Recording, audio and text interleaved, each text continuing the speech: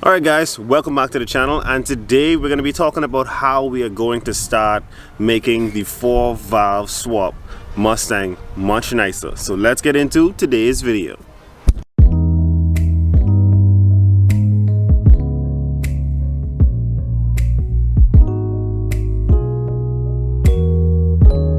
Alright guys, first things first, I want to make you guys aware that if this is your first time here, this is a normal thing on this channel for us to be working on this 4-valve swap Mustang. So if you like content like that, if you're doing your own 4-valve swap, make sure to hit that subscribe button so you don't miss out on priceless information that you guys can use in your own build. Also, if this video, if you like this type of content, make sure to hit that like button. And pretty much that's it when it comes to me being stupid and not knowing what to say. So now, at the topic of hand, me and my brother was out yesterday.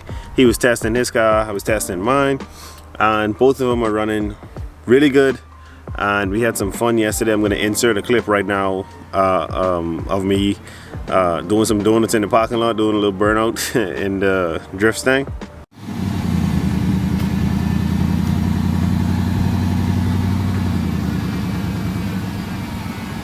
Nigga must be putting on the girdles.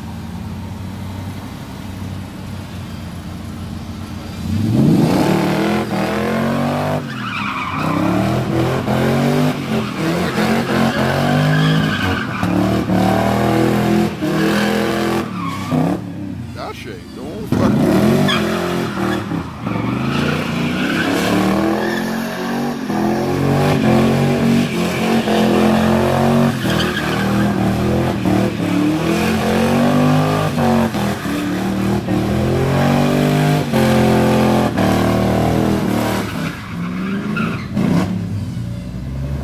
Alright, now that you've seen that, I want to talk about what we're going to do to make this car run even better. Not that it's not running good, it's just having a lot of hiccups where we're running the Gen 1 intake manifold heads off of a 2003 computer that's trying to read the newer style heads and the newer intake manifold, and it is a massive difference. So obviously the first thing we're going to do is we're going to be swapping these heads as soon as possible. Hopefully in the next 2 weeks or so I'm going to be slapping the C heads on, because right now we have B heads on this motor, and hopefully swapping back on the upgraded heads, upgraded intake manifold, and the fuel rail that goes along with it. We'll be able to use the MAF, because right now we have to run the MAF unplugged, because anytime you plug in the MAF, it's trying to read as much air as the newer style heads and intake brings in, which is much more than the older style, and it pretty much just shuts the car down. So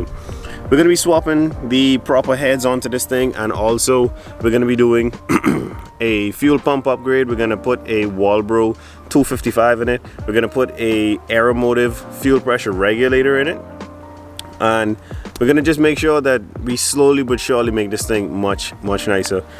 In the process of changing the heads, doing the fuel upgrade, I didn't really want to spoil this, but I just wanted to let you guys know that we are going to be putting a turbocharger on this, the GT45, the same turbo that we had on the Marauder, and now someone wants to call me.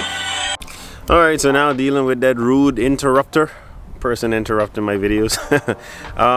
Yes, we're going to be turbocharging this vehicle, and to me it seems like overkill.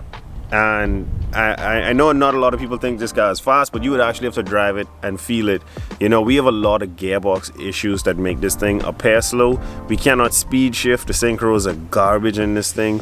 You have to like let the RPM come all the way down before you could even get into the next gear. So it makes it seem slower. The gearbox does that, but the power that gets to the wheels is very real, and it puts down, I would say this thing is putting down, even in its limping form, 300 to the wheels, somewhere close around there, 290, 300 to the wheels. But even in that regard, I'm just going to be running right around 7 pounds of boost, if not 5. I don't want to put as much pressure on this thing. When we do the head job, we are going to pull the pistons out, and we're going to widen the ring gap, or at least we're going to check it. We want to go around 26 to 27 thousandths ring gap, so that the boost doesn't, when the heat hits the piston ring, it doesn't close it and snap the ring lands off and mess up the motor, because this is a Texac block. But we don't have the funds right now, the money, to put pistons, rods in it and make it a beast of an engine. So what we're gonna do is what I see a lot of engine builders do here on YouTube. They widen that ring gap and they run a little over 1,000 horsepower. And I know it sounds crazy, but those ring lands are the first thing to snap, because when that ring gap closes, that pressure that's going against it just snaps them right off and messes up the entire motor. So we're going to be doing a C-head swap, so that's going to be very informative. I'm going to show everyone how to do it, what you need.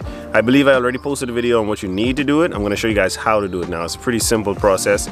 Timing it, very simple process.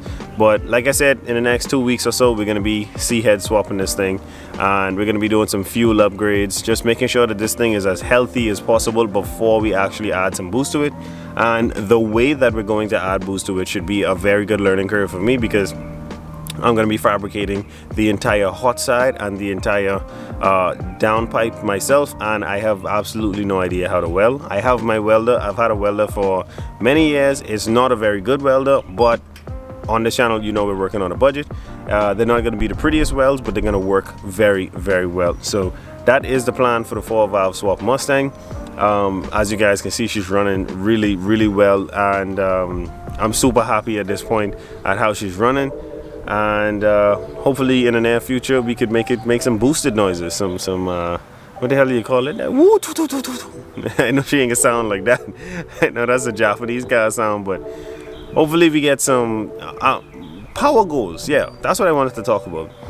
Power goals, honestly, 400 to the wheels, and I will be happy. That's it. I just want 400, because this thing breaks loose. This has 410 rear gears, and it breaks loose. First, second, third, even chirps going into fourth. So 400 wheel, and then after that, we're going to paint it. We're gonna take our time, install a hydraulic e-brake. We're gonna do many, many nice things to this car. We're gonna install a very famous angle kit for this body.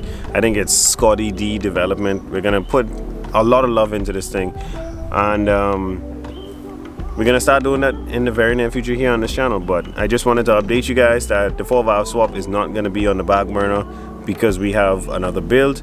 I'm actually gonna release another video on an update on that build, because that build actually cost a lot more than I thought to build. So I'm gonna try to do it budget friendly, so you guys can copy what I do, and hopefully we can get to driving both cars in the very near future. But thank you guys so much for tuning in. Thank you so much for your support. I can't express enough how much times I've gone onto my phone and I've seen people talk about their swaps and what they're doing, and how I've done it in the backyard, and it's so cool that I've done it with no power tools and stuff like that. So I appreciate you guys' support, but hopefully we could get to that point in the very near future where I'm doing things on a much more professional level. But for right now, we're just going to be doing what whoever was doing, which is working with what we have and making the best of it. Thank you guys so much for watching. Don't forget to like, share, and subscribe, and I'll catch you guys on the next one.